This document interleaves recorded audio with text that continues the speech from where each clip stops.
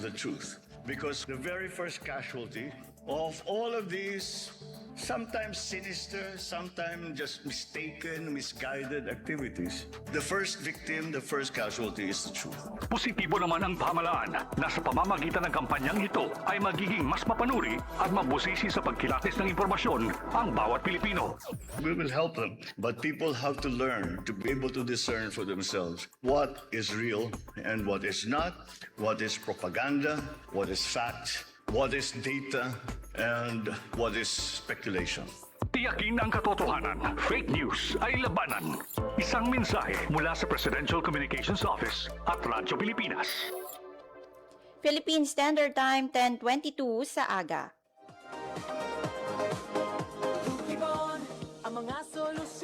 As mentioned mga kaabyanan, subong nga bulan sang Hulyo, aton nga ginasaulog ang National Blood Donors Month.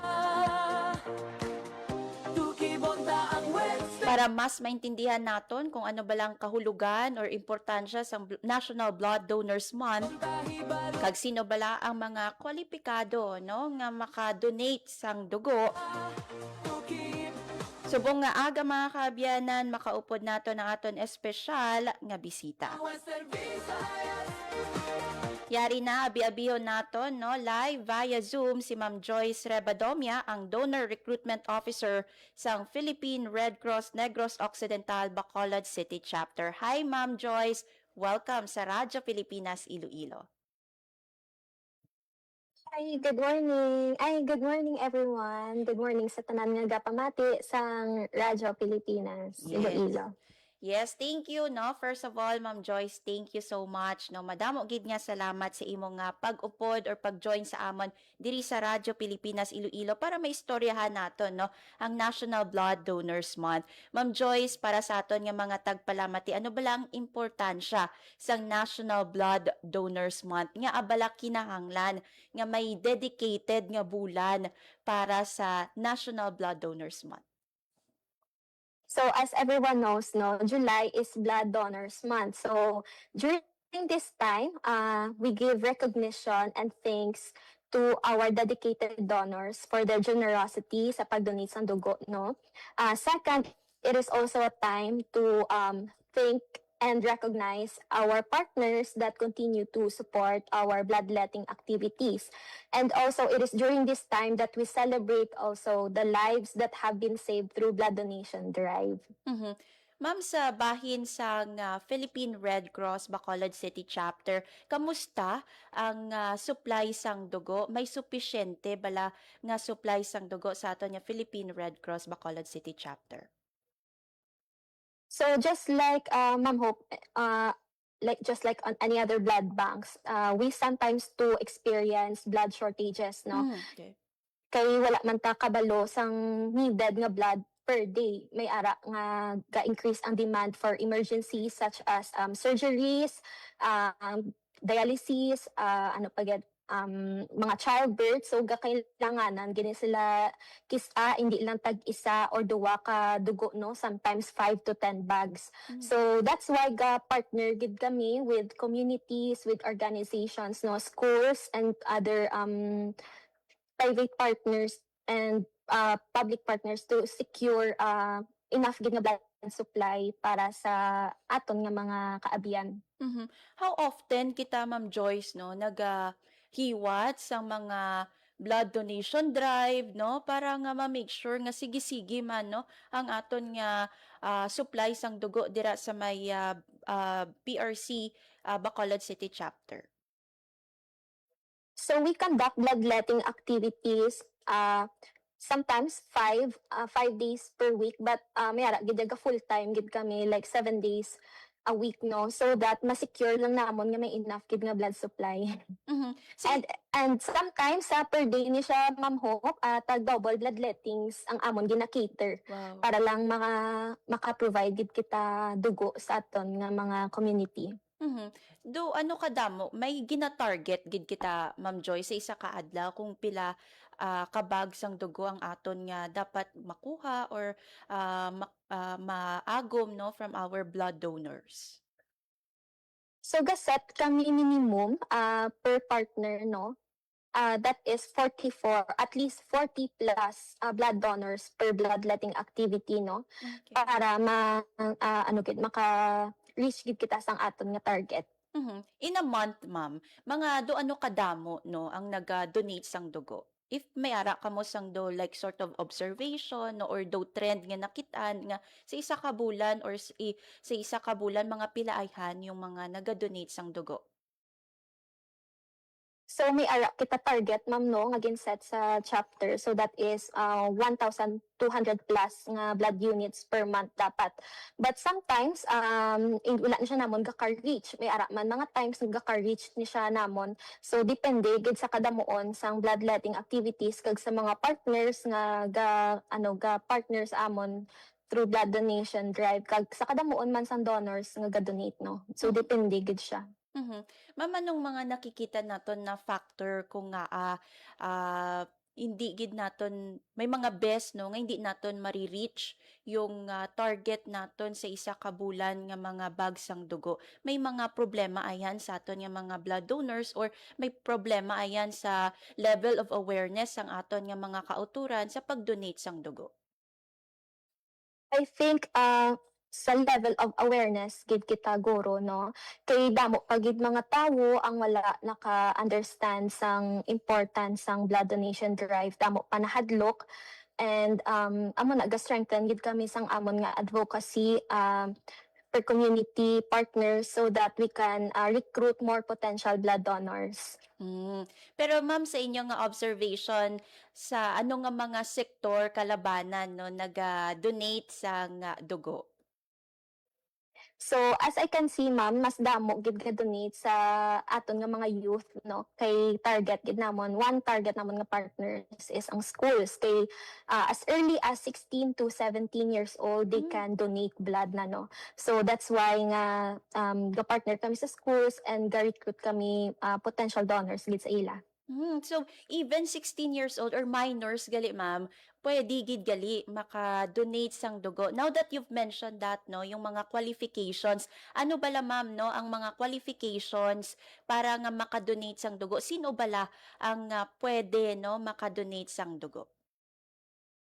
Yes, so as I've mentioned, as early as 16 to 17 years old, pwede naka-donate dugo no, as long as on the day of the donation i-present lang nilang ilang parents consent form no, signed by their guardian or parent no.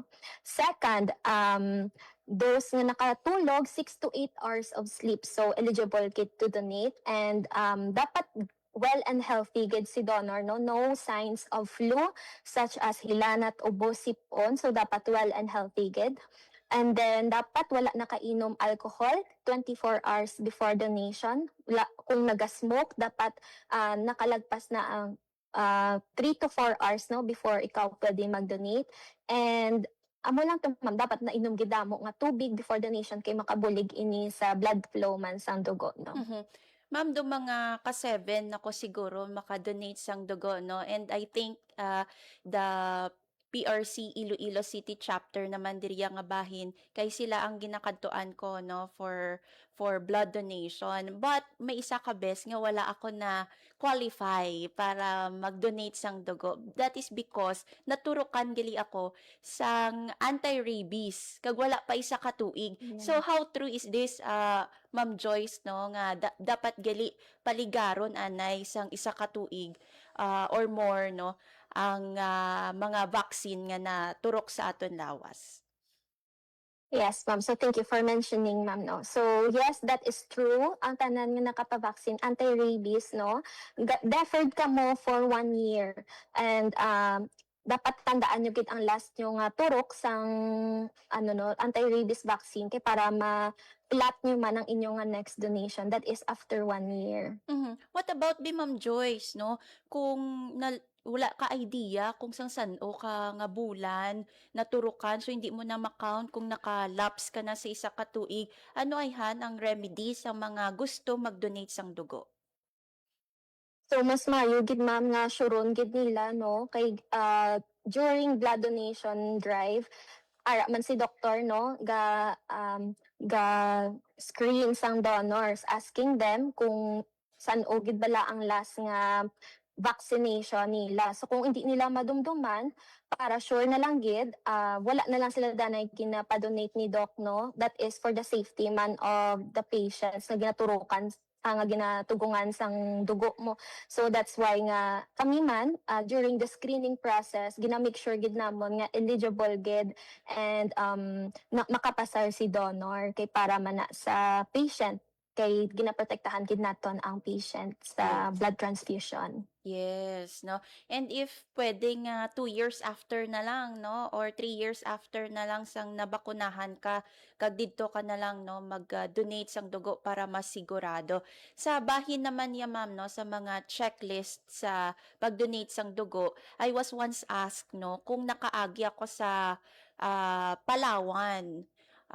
May ano ayhan, may reason ayhan ini Ma'am Joyce because naka-travel ako sa Palawan before and wala man ako na-qualify again, no, nga mag-donate sang dugo after. So, anong reason diri Ma'am Joyce kag san-o ka pwede, no, maka-donate sang dugo once naka-travel, may travel history ka?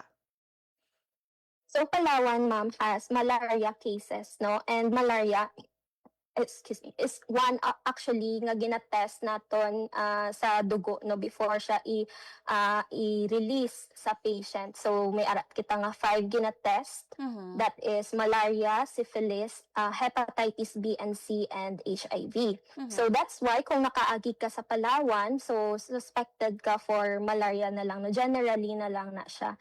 That's why deferred ka for at least 1 year man, no, according to our policy kay para sure na lang gid, no, nga safe gid ya ang dugo nga ginatughong sa patient. Mhm. Existing pa ina nga rule, Ma'am Joyce, nga gina-check ang travel history sa Palawan as we speak subong 2026.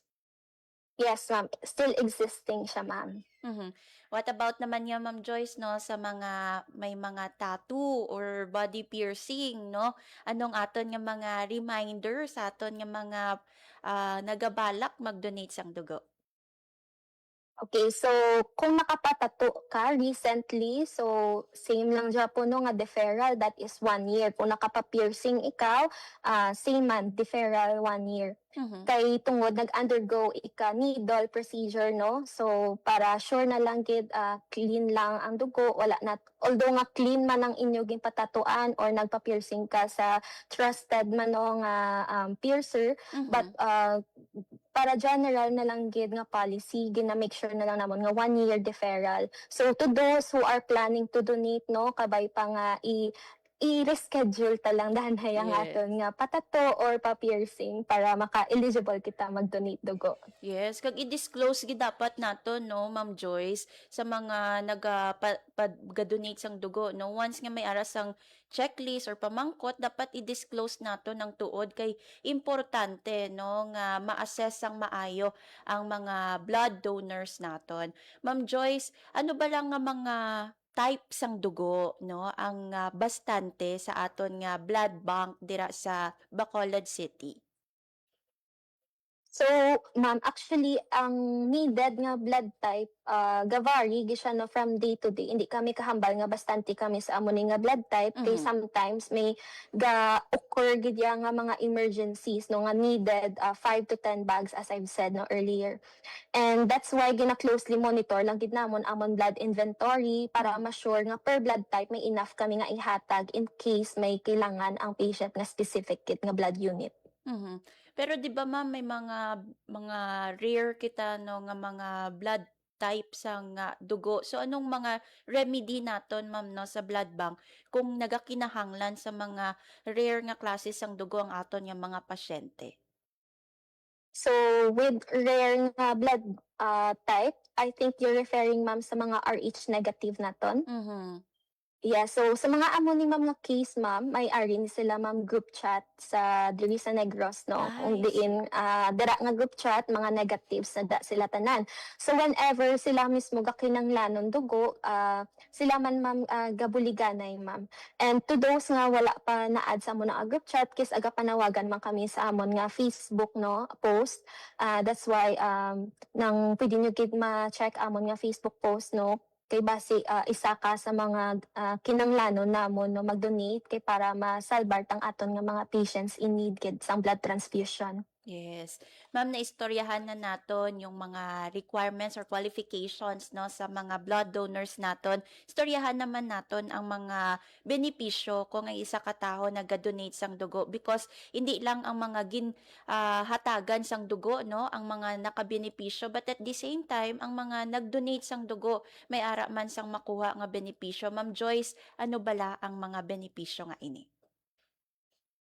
So for the benefits, ma'am, of course, ang number one gid is nakabulig ka gid no sa Yes. imo isig katawo because your one bag of blood it goes a long way gid. It can save up to 3 lives no kay it can be processed into packed red blood cells, platelet and plasma. So sa isa mo ka bag tatlo nakakabuhi imo na buligan. So amo ginang pinakadako gid nga benefit.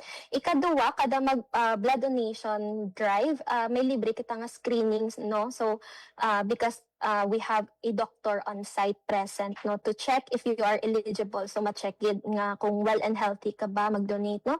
And third, of course may benefit din sa lawas no, such as kada mag-donate ikaw ga-generate imo lawas ng new red blood cells para mag-circulate naman sa imo nga mga organs such as your heart, liver, brain no.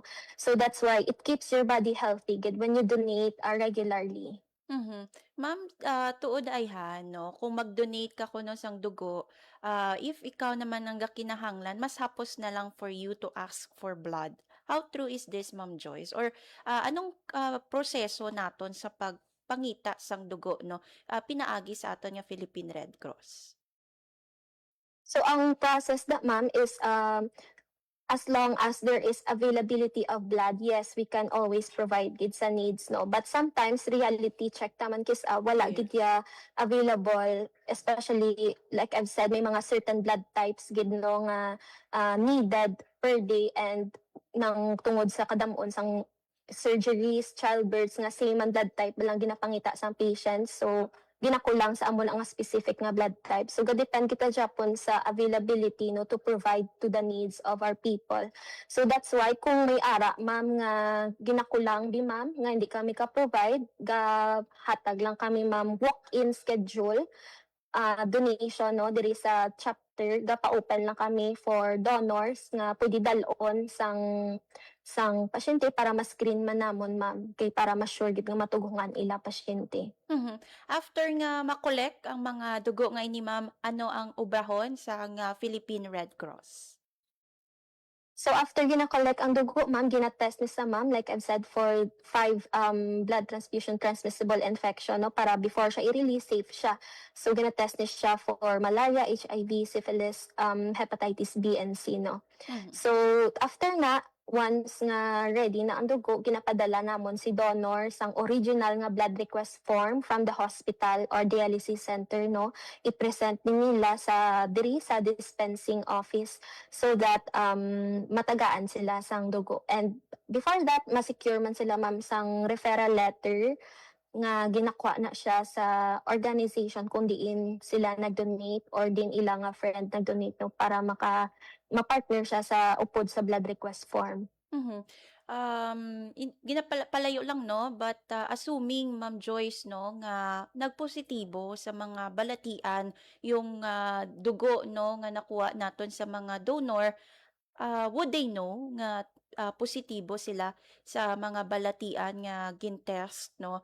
And, anong ubrahon sa mga dugo nga ini, Ma'am Joyce? I-dispose na ini sang, Philippine Red Cross? Yes, ma'am, gina-dispose na siya namon ma'am ang mga nag-positive no nga mga blood. And for the ano ma'am, ng endorsement sang mga nag-positive nga donors, ginapasa ni sila namon sa RITM, Hmm. and sila na ni ma'am bahala ma'am mag-connect ma'am sa ila ma'am. I see 'no.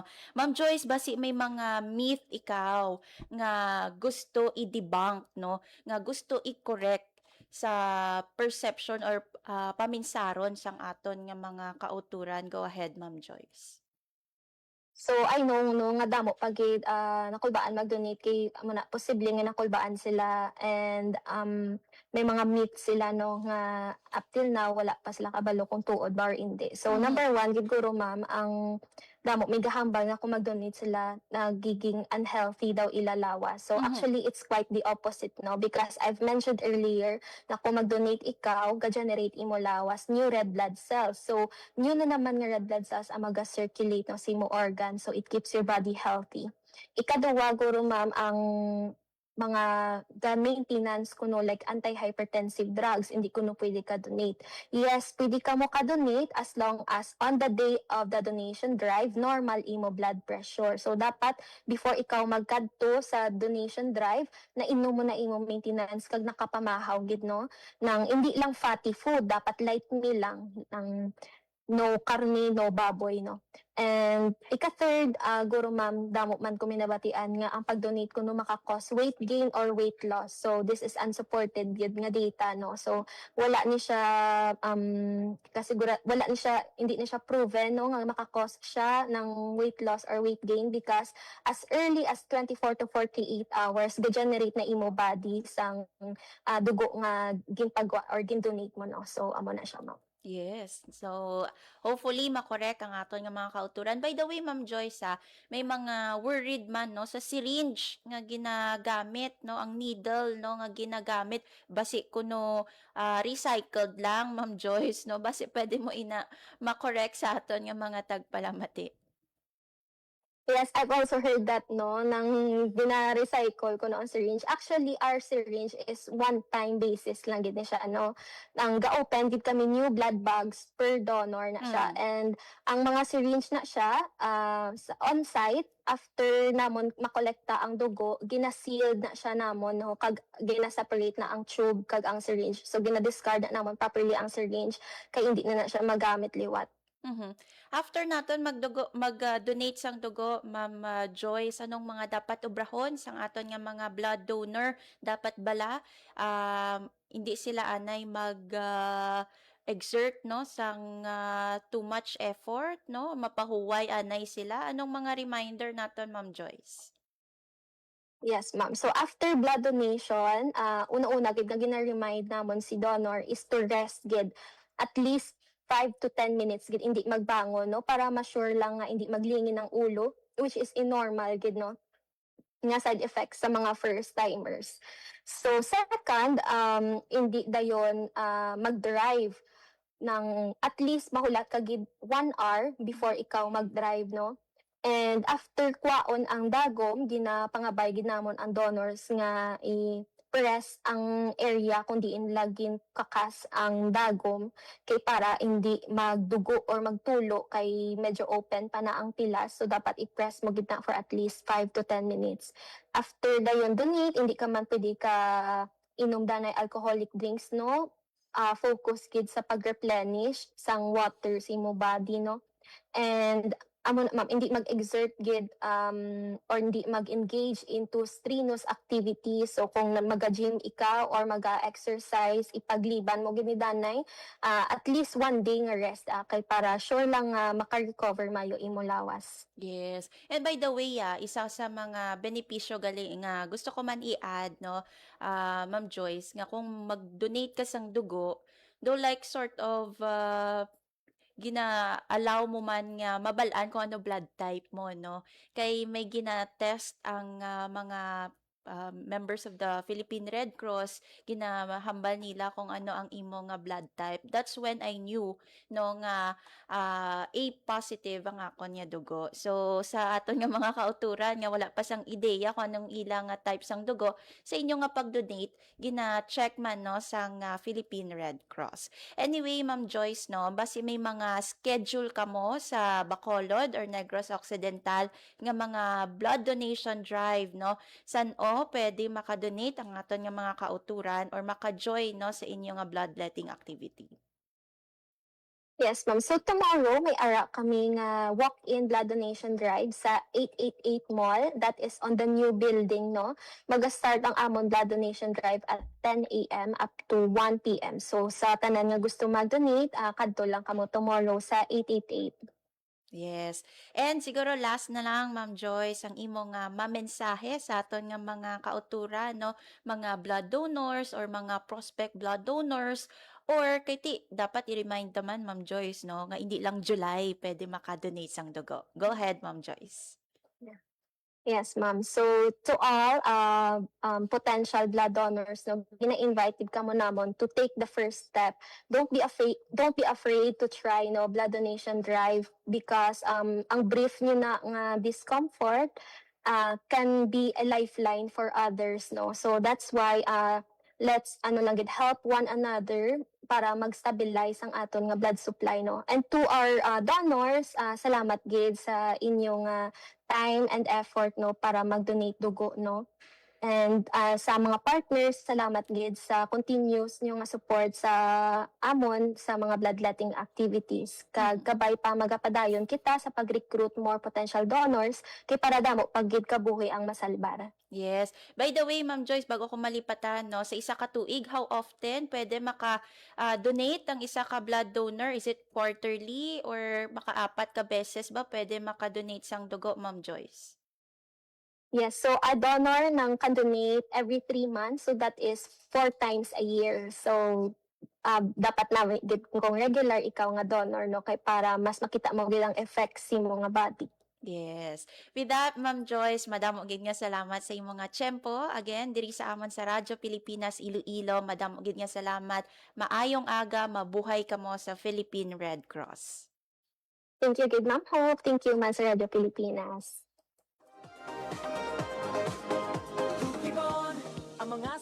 Na batian mga kaabyanan si Ma'am Joyce Rebadomia. Siya ang Donor Recruitment Officer sa Philippine Red Cross Bacolod City Chapter.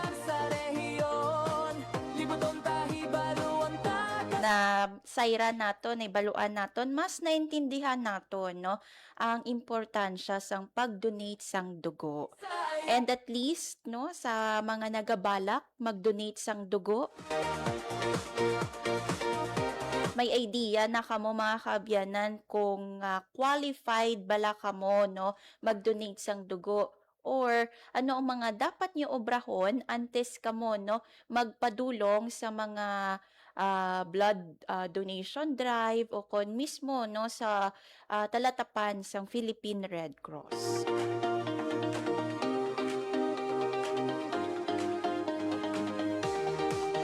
So again, ang message, no, sa aton nga mga kauturan with Ma'am Joy subong nga aga, no, ang inyo nga little discomfort sa pag-donate sang dugo, dako gid, no, nga mabulig sini sa mga matughungan sang dugo. Again, we are extending, no, sa kabuhi sang mga nagakinahanglan.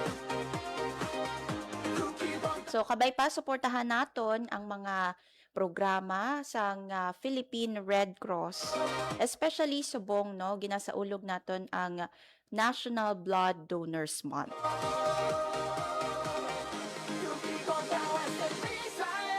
Sa aton nga mga kauturan, I hope na take down nyo ang mga importante nga mga ginpang mention ni Ma'am Joyce, no.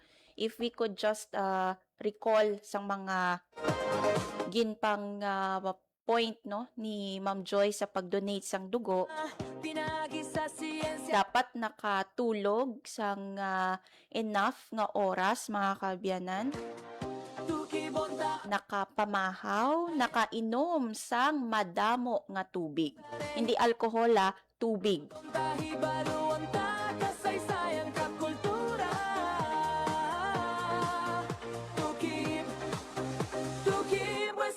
So ang pag-donate naton sang dugo mga kaabyanan, kung magsulod ka mo, no, sa mga talatapan sa Philippine Red Cross, may ara dira sila sang nurse, medical technologist, kag doktor nga magausisa sa imo kung bala ikaw qualified nga mag-donate sang dugo. And ang i-clear lang naton, no, ang syringe nga ginagamit sa Philippine Red Cross one time lang na, no, wala na iya gina-recycle, so hindi ka mo magkabalaka.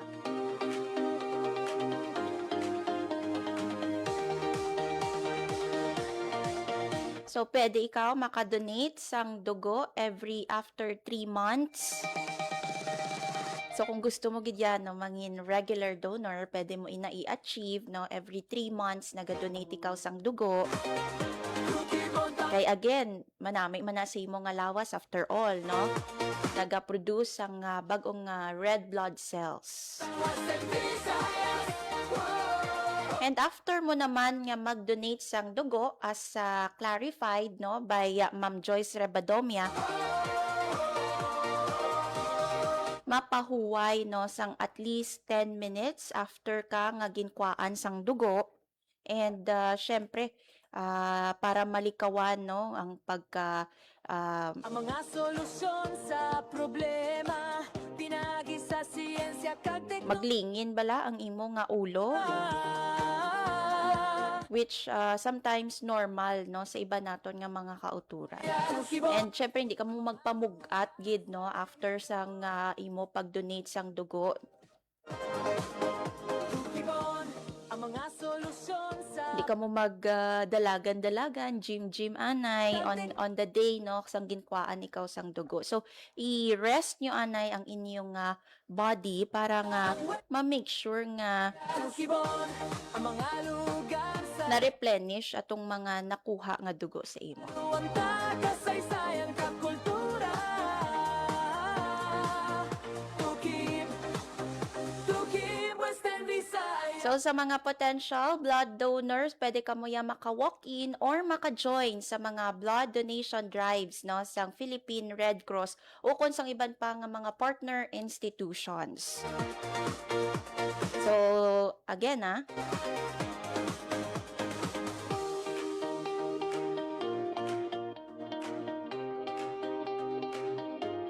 everyone could be a hero, so give blood and keep the world beating. Happy National Blood Donors Month sa aton tanan.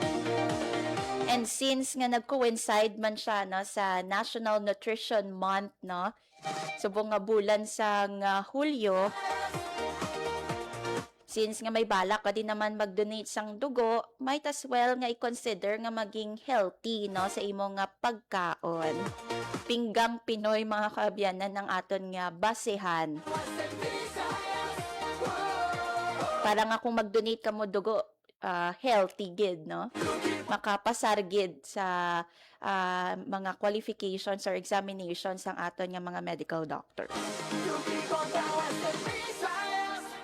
So that's it, mga kaabyanan, para diri sa aton nga programa Tukib, no. Thank you again kay Ma'am Joyce Rebadomia, ang Tukibon ta ang Western donor recruitment officer sa Philippine Red Cross. Tukibon, ang mga solusyon. And syempre, thank you man, no, sa aton nga mga tagpalamati sa mga nagtutok sa aton nga Facebook Live kag sa radyo sa 585 AM. Tukibon ta ang Western Visayas. Dali na. Tukibon, ang mga Thank you very much sa 110,000 followers sang Radyo Pilipinas Iloilo. Thank you, no, sa inyong padayon nga pagsuporta sa Radyo Pilipinas Iloilo. Tukib, Western Visayas. Gusto man naton pasalamatan ang aton nga mga katuwang teknikal. Tukib, Western Visayas. Dali na. Tukibon ta ang Western Visayas. Dali na, dali na. Tukibon Diri sa studio, Sir Alan Defante, kag sa transmitter, si Sir John Magaliano. ang mga solusyon sa Madamo gid nga salamat, mga kaabyanan, ini si Hope Tarichante, kag ini ang Tukib. Tukibon. Radyo Pilipinas. Radyo Publiko. Radyo Pilipinas. Ang inyong tulay sa himpapawid ng serbisyo publiko. Ang Presidential Broadcast Service, Radyo Pilipinas, Radyo Publiko. Radyo Pilipinas. Radyo Publiko. Publiko. Kinilala ng pang-international at prestigyosong Asia-Pacific Broadcasting Plus Awards 2025 para sa kategorya ng Government Streaming. Ito ay dahil sa epektibo nitong pagsasanib ng mga tradisyonal na media tulad ng telebisyon, radyo at print para masabayan ang mabilis na pag-inog ng mundo ng digital at social media tungo sa mas epektibong paghahatid ng mahahalaga at napapanahong mga impormasyon sa mamamayang Pilipino. Kinilala rin ang Radyo Pilipinas dahil sa patuloy na pag-akyat ng rating. Ngayon ay matatag sa pang-4 na pwesto sa Mega Manila ayon sa pinakahuling Nielsen Radio Audience Measurement Survey. At sa social media, nakamit ang mahigit 2,000% pagtaas ng bilang ng mga sumusubaybay sa Radyo Pilipinas page sa unang bahagi ng 2025. Patunay ito na ang inyong Radyo Pilipinas Radyo Publiko ay tunay na kaagapay ng inyong pamahalaan sa paghahatid ng serbisyo sa mga mamamayang Pilipino. Mula sa aming lahat, sa ngalan ng inyong pamunuan at mga kawani ng Presidential Broadcast Service, kasama ang inyong mga himpilan ng Radyo Pilipinas sa buong kapuluan.